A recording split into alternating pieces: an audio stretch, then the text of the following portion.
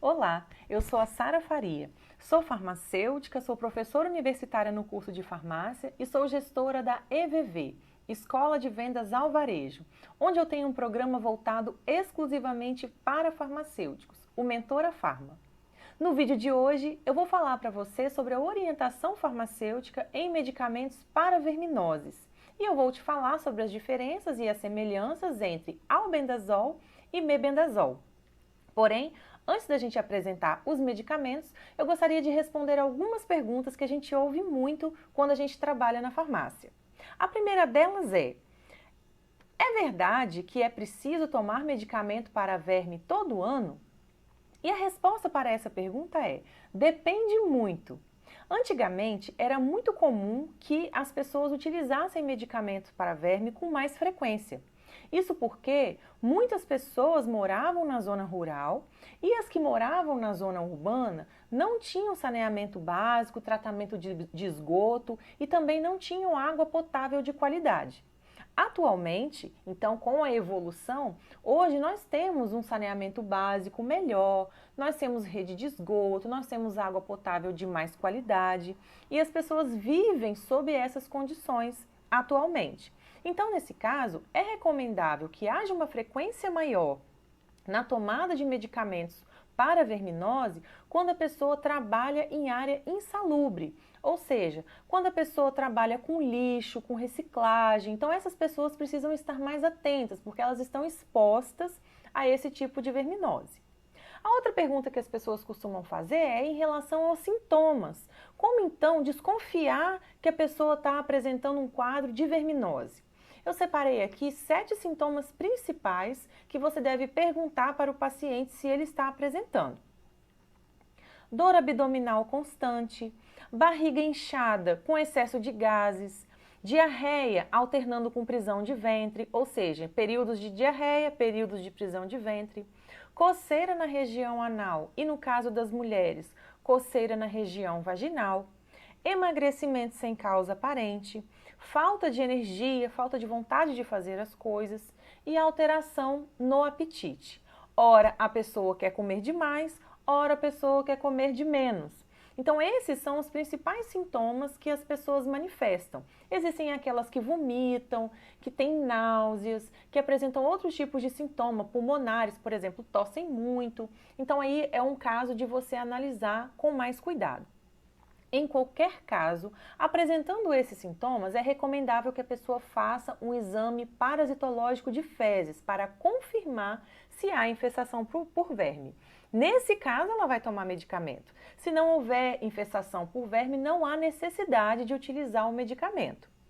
Vamos ver então as diferenças e as semelhanças entre albendazol e mebendazol? Ambos os medicamentos, albendazol e mebendazol, têm indicação para infestação por eumintos, ou seja, ascaridíase, que é a lombriga, tricuríase, enterobíase, que é o oxiurus, teníase, ancilostomíase e necato. Existe uma pequena diferença aqui no albendazol, na abrangência, porque o albendazol, além desses, ele vai abranger também estrongiloidíase e giardíase. Só que, no caso da giardíase, por exemplo, o albendazol ele não é um medicamento de uso isolado, ele é associado a outros medicamentos para combater a giardíase. O mecanismo de ação dos dois é semelhante, mas nós vamos ter uma pequena diferença. Os dois vão agir localmente lá no intestino, diretamente sobre o verme. Porém, o albendazol ele vai impedir que o verme capte glicose, assim o verme não vai se alimentar e vai morrer. No caso do mebendazol, além dele impedir que haja captação de glicose por parte do verme, ele impede também que o verme capte aminoácidos. Então, ele acaba tendo um pouco mais de potência na ação sobre o verme do que o albendazol. Em relação à eficácia, os dois são considerados muito eficazes e começam a agir logo no início do tratamento, no primeiro dia do tratamento. Os dois também são considerados de baixa toxicidade e a dose é diferente. O albendazol é um medicamento de dose única, enquanto o mebendazol ele é um medicamento utilizado de 12 em 12 horas por 3 dias consecutivos. E isso precisa ser respeitado para garantir a eficácia do mebendazol. Existem pessoas que utilizam o albendazol 3 dias seguidos e pessoas que utilizam 5 dias seguidos. Isso não existe comprovação da necessidade. O que acontece é que o albendazol e o mebendazol, eles agem sobre o verme adulto, eles não agem sobre os ovos. Então, acaba que as pessoas acreditam que tomando por 3 dias ou 5 dias, no caso do albendazol, vai garantir que mate aqueles ovos que vão se tornar vermes adultos. Mas o mais justificável é que se recomende fazer a repetição daquele tratamento após alguns dias, cerca de 14 a 21 dias. Então, toma-se um albendazol e depois de 21 dias toma mais um, ou no caso do mebendazol, toma-se os 3 dias e depois de 21 dias toma-se mais 3 dias. Isso é o mais justificável. Em relação à prescrição, tem uma diferença. O albendazol só pode ser prescrito pelo médico. Porém, o mebendazol, ele pode ser prescrito pelo médico e pelo farmacêutico. Então, nós podemos prescrever o mebendazol.